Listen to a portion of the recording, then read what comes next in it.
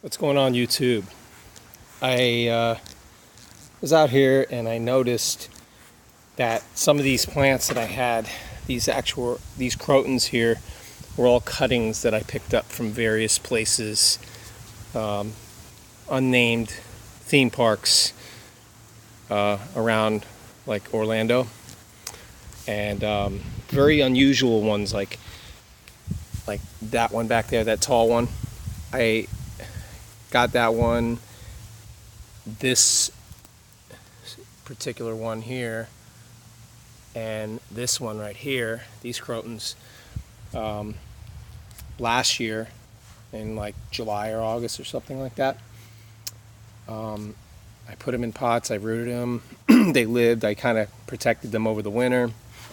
Now they became root bound. I was right by my lemon zest, this is underneath my lemon zest tree. And as I was moving the pots, I noticed that the roots were in the wood chips. So I decided, you know what, I'm going to plant them underneath this tree since I already have that jasmine, that sambac jasmine. That really, oh my goodness, unbelievable, fragrant flower. They use the flower for tea in in East Asia. Anyway, so I decided to plant all these underneath my lemon zest tree, and this is probably the best place where they're going to get protected, because I know I will cover my trees. But anyway, and this is a interesting one. When I picked it up, I was like, you know what, I'm going to take one of those, and I actually wound up taking more than one. I took 3.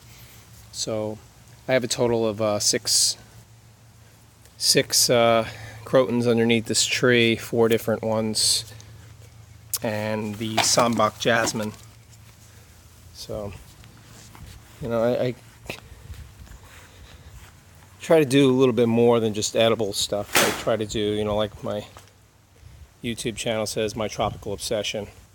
My wife says that's an understatement. But you can kind of see how it is, how it looks. It will look nice once they start to fill in next year. Pull back all the wood chips and just see what happens. Planting them in the soil, so they're touching the soil. The base is touching the soil. They were really root bound too. Over here, I got some gardenias. These were cuttings when I pruned my father-in-law's gardenia bushes. I took some cuttings that I thought would actually work really well. They had no flowers on them, so I knew they were good. That's the thing. When you're taking cuttings, avoid stems that have flowers, because that's just, that's a no-no. But anyway, this is about 4 months of growth, 5 months of growth. They're probably root bound. They probably need to go in the ground. But next year, what I plan on doing is putting these in my front of my house. So that's kind of what I'm doing here.